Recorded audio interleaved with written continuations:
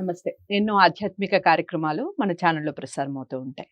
ఇందులో భాగంగానే చాలా మందికి ఇష్టంగా అనిపించే కార్యక్రమాలు చేయాలన్న సదుద్దేశంతో చేస్తున్న కార్యక్రమమే కథలకి సంబంధించి మన 'విక్రమార్కుడి' కథలు, 'బెహతాళ' కథలు చాలా మనం మాట్లాడుకుంటూ ఉంటాం. చాలా మందికి పరిచయం ఉండొచ్చు.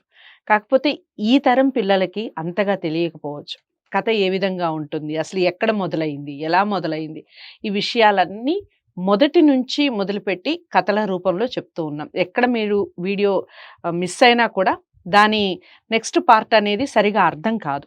కాబట్టి ప్రతి వీడియోని మొదటి నుంచి చివరి వరకు వాచ్ చేయండి. దాని కంటిన్యూషన్‌గానే ఇంకొక కథ అనేది చెప్పడం జరుగుతుంది.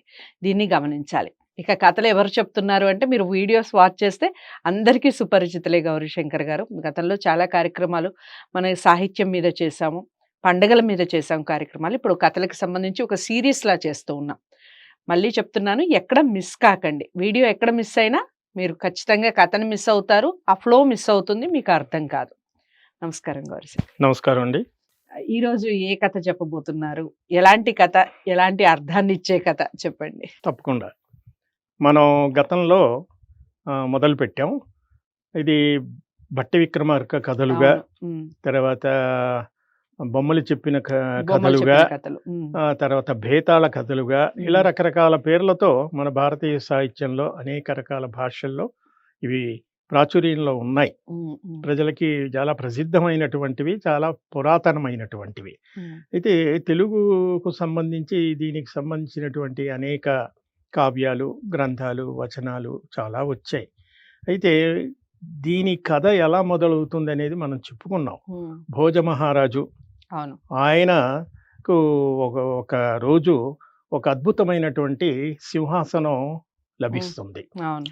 ఆ సింహాసనాన్ని ఆయన తీసుకువచ్చి తన రాజ్యంలో, తన దర్బారులో పెట్టుకొని హ్మ్. ఆ సింహాసనాన్ని అధిష్ఠించాలని ప్రయత్నిస్తాడు. హ్మ్. అధిష్ఠించడానికి వెళ్ళినప్పుడు ఆ సింహాసనానికి 32 మెట్లుంటాయి. మెట్లుంటాయి. హ్మ్. హ్మ్. ప్రతి మెట్టుకు ఒక బొమ్ముంటుంది. అవును. అంటే ఈ పక్క ఒక 16, 16, 32 రైట్. హ్మ్. బొమ్మలుంటాయి. హ్మ్.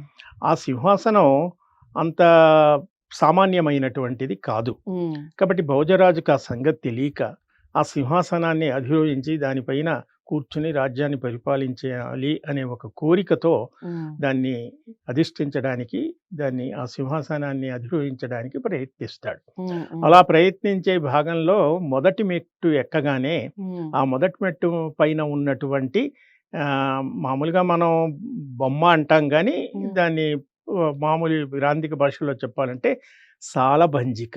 హ్మ్. సాలభంజిక అంటే బొమ్మ అని అర్థం. హ్మ్. హ్మ్. ప్రతిమ. హ్మ్. ఆ సాలభంజిక మొదటి మెట్టు పైన ఉన్నటువంటి సాలభంజిక అడ్డు పడి మహారాజా ఈ సింహాసనాన్ని అధిష్ఠించడానికి అర్హత ఉన్నవాళ్ళు మాత్రమే దీన్ని అధిష్ఠించగలుగుతారు. అధిష్ఠించాలి. హ్మ్. కాబట్టి మీకు అసలు ఆ అర్హత ఉందో లేదో తెలుసుకోండి. హ్మ్. నేను ఒక కథ చెబుతాను. హ్మ్. దాన్ని బట్టి మీరు అధిష్ఠించండి అని అది కథ చెప్పటం జరుగుతుంది. హ్మ్. ఆ కథలో మనకు తెలిసిందేమిటంటే ఈ సింహాసనం హ్మ్. విక్రమార్క మహారాజుకు సంబంధించింది. హ్మ్. ఇది భోజరాజు కాలంలో జరుగుతున్న కథగా చెప్తారు. కానీ హ్మ్. భోజరాజు కంటే పూర్వం కొన్ని వేల సంవత్సరాలకి పూర్వం ఈ భూమండలాన్ని పరిపాలించినటువంటి ఒక మహా చక్రవర్తి హ్మ్. విక్రమార్కుడు. హ్మ్. ఆ విక్రమార్క చక్రవర్తికి ఇంద్రుడు బహుమానంగా ఇచ్చినటువంటి సింహాసనం. ఇది చాలా హ్మ్. మహత్యం కలిగినటువంటి సింహాసనం. హ్మ్. కాబట్టి ఆ కథనంతా కూడా మనం చెప్పుకొచ్చాం. అవును. సింహాసనం ఇంద్రుడు విక్రమార్కుడికి స్వర్గానికి పిలిపించి, విక్రమార్కుడి యొక్క గొప్పదనాన్ని తెలుసుకుని, స్వర్గానికి పిలిపించి, ఆ హ్మ్. సింహాసనాన్ని బహుమతిగా ఇవ్వటమే కాకుండా, హ్మ్. 1000 సంవత్సరాల వరకు నువ్వు ఈ సింహాసనంపై అధిరోహించి రాజ్యాన్ని సుభిక్షంగా పరిపాలిస్తావు అని పరిపాలించమని చెప్తారు. చెప్తాడు. హ్మ్. హ్మ్. దాంతో అతను తిరిగి హ్మ్. మళ్ళీ తన రాజ్యానికి భూమండలంపైకి వస్తాడు. హ్మ్. అంతవరకు మనం కిందటిసారి చెప్పుకున్న చెప్పారు. కథల్లో హ్మ్. చెప్పాం. హ్మ్. ఆ తర్వాత సింహ విక్రమార్కుడు వచ్చి ఈ విధంగా రాజ్యాన్ని పరిపాలిస్తున్నటువంటి సమయంలో హ్మ్. విక్రమార్కుడు ఒకరోజు ఆలోచిస్తాడు. విక్రమార్కుడి తమ్ముడు, హ్మ్. స్వయంగా తమ్ముడు, తన దగ్గర మంత్రిగా ఉన్నటువంటి వాడు భట్టి. హ్మ్. భట్టి చాలా తెలివైనవాడు. హ్మ్. కాబట్టి విక్రమార్కుడు రాజు, భట్టి మంత్రి. ఒక హ్మ్. రకంగా అన్నాదమ్ములు. హ్మ్. ఇతను ఇంద్రుడి నుంచి 1000 సంవత్సరాల ఆయుర్దాయం పొందినటువంటి వాడు. మరి భట్టి అంటే విపరీతమైనటువంటి ప్రేమ, సోదర ప్రేమ. మనకి ఈ కథల్లో అంతా తెలిసేదేమిటంటే మానవీయ విలువలు, మానవ సంబంధాలు, అసలవే కదా తెలియాలి. ధైర్యము, హ్మ్. హ్మ్. తర్వాత సమయస్ఫూర్తి, హ్మ్. లోకజ్ఞత, హ్మ్. లౌకికం, హ్మ్. హ్మ్. ఇవన్నీ కూడా దానగుణం. ఇవి హ్మ్. అన్నీ మంచి లక్షణాలు, మంచి నీతులు చెప్పేటువంటివి వీటి వెనక హ్మ్. దాగి ఉంటాయి. హ్మ్. ఇక్కడ మనం గమనించవలసిందేంటంటే తనకు 1000 సంవత్సరాల ఆయుష్షు ఉంది. హ్మ్. కానీ తన తమ్ముడు మరి నేను 1000 సంవత్సరాలు బ్రతికితే మరి తమ్ముడు 1000 సంవత్సరాలు బ్రతుకుతాడనేది లేదు కదా! హ్మ్. మరి నేను వాడు లేకుండా నేనెలా 1000 సంవత్సరాలు బ్రతుకుతాను అని అతను హ్మ్. బాధపడుతూ ఉంటాడు. రైట్. ఈ ఆ! బాధను గమనించి బట్టి ఒకరోజు విక్రమార్కుడిని అడుగుతాడు. రాజా, ఎందుకు మీరు చింతిస్తున్నట్టుగా హ్మ్. ఉన్నారు హ్మ్. అంటే, అప్పుడు విక్రమార్కుడు అంటాడు, నేను ఇంద్రుడి దగ్గర ఆయన నాకు 1000 సంవత్సరాల పరిపాలన చేసే ఆయుష్షునిచ్చాడు. హ్మ్. మరి నువ్వు 1000 సంవత్సరాలు ఉండలేవు గదా! హ్మ్. నిన్ను విడిచి నేను ఉండలేను కదా!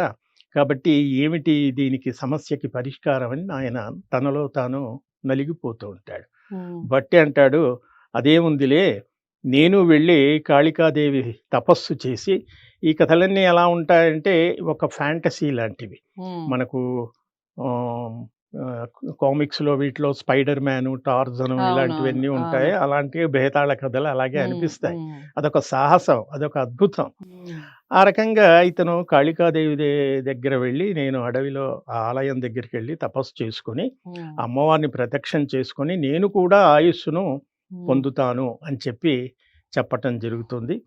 మరి బట్టి కూడా ఒక క పురాతనమైనటువంటి ఇదంతా ఉజ్జయిని నగరం నేపథ్యంగా ఈ కథ హ్మ్. నడుస్తూ ఉంటుంది. హ్మ్. హ్మ్. ఆ ఉజ్జయిని నగరానికి దూరంలో ఒక అరణ్యంలో హ్మ్. ఒక పాడుబడిన పురాతనమైనటువంటి కాళికాదేవి ఆలయం ఉంటుంది. హ్మ్.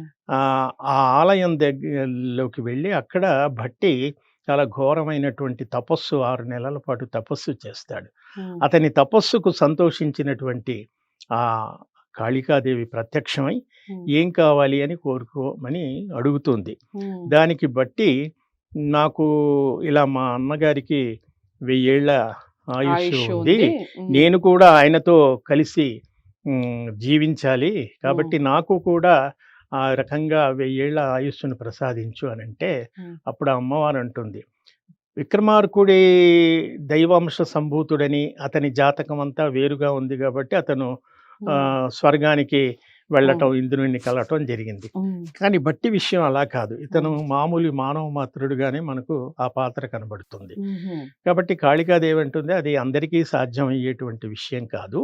హ్మ్. నువ్వు అలా చెయ్యాలి అంటే గనక, హ్మ్. నాకు ఒక సద్గుణ సంపన్నుడైనటువంటి ఒక ఉత్తమ రాజుని, చక్రవర్తిని, బలపరాక్రమం కలిగినటువంటి ఒక శౌర్యవంతుడిని తీసుకొచ్చి నాకు ఇస్తే తప్ప అయ్యో! నీ యొక్క హ్మ్. కోరిక నెరవేరదు అని హ్మ్. చెబుతుంది. హ్మ్. దానికతను చాలా చింతించి మళ్ళీ వెనక్కొచ్చేస్తాడు.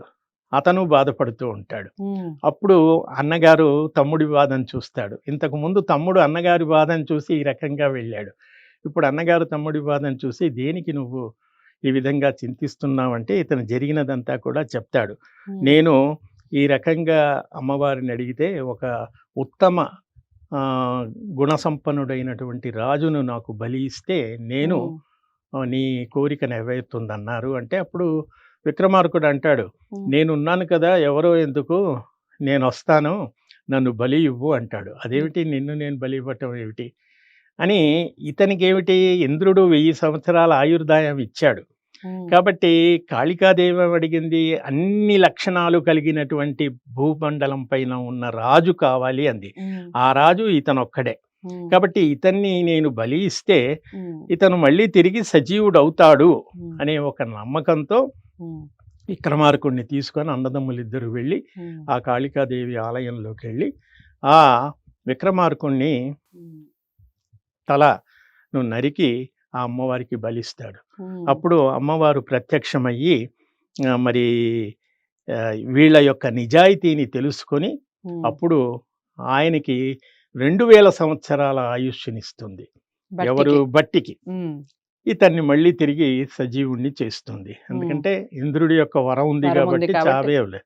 అంటే ఇక్కడ మనకి ఏమిటి ఇవన్నీ మనకు విచిత్రంగా అనిపించిన మాట, ప్రేమ, ప్రేమ సోదర తెలుస్తుంది. ప్రేమ, అవును. తర్వాత మాట, ఆ మాట మీద ఉమ్. అంటే ఒక మనిషి కోసం చావడానికి సిద్ధపడటం సిద్ధపడడం. అనేది గొప్ప విషయం. గొప్ప విషయం. అవును. అది ఇక్కడ త్యాగ గుణం అనేది ఇక్కడ మనకు కనబడుతోంది. రైట్. ఓవరాల్‌గా కథను చదివినప్పుడు కొంచెం మనకు గమ్మత్తుగా ఉంటుంది. దాంట్లో ఉన్నటువంటి ఒక చిన్న సారాంశం ఏమిటంటే ప్రాణానికి సైతం తెగించాడు తమ్ముడి కోసం అని ఇలా పరస్పరముల అన్నదమ్ముల యొక్క ఆ ప్రేమను సోదర భావాన్ని తెలియచేస్తుంది.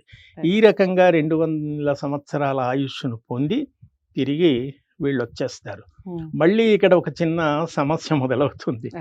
నెక్స్ట్ ఎపిసోడ్ లో తెలుసుకుందామా అది. అలాగే గౌరీశంకర్ గారు అదండి. ఇప్పుడు గౌరీశంకర్ గారు ఏదైతే చెప్పారో అది వాస్తవం. నేటి సమాజంలో అసలు ఇంతటి దానగుణం కానివ్వండి, ఇంతటి సోదర ప్రేమ కానివ్వండి, అసలు ఉన్నవారు ఎక్కడైనా కనిపిస్తారా మనకి? ఒక తమ్ముడు కోసం ప్రాణాల్ని సైతం అర్పించటం అనేది ఎంత గొప్ప విషయం. కథలు చదివేటప్పుడు అందులో ఉన్న నీతిని గ్రహించి పిల్లలకి చెప్పే ప్రయత్నం చేయండి. ఇలాంటి వీడియోస్ని పిల్లలకి చూపించి దాని యొక్క అంతరార్థాన్ని, సారాంశాన్ని చెప్పే ప్రయత్నం చేయండి. మరో వీడియోతో దీనికి సంబంధించిన కంటిన్యూషన్ వీడియో నెక్స్ట్ ఎపిసోడ్ ఉంటుంది. దాన్ని కూడా తప్పకుండా వాచ్ చేయండి. వీడియోని లైక్ చేసి షేర్ చేయండి. ఛానల్ని సబ్స్క్రైబ్ చేసుకోండి. నమస్తే.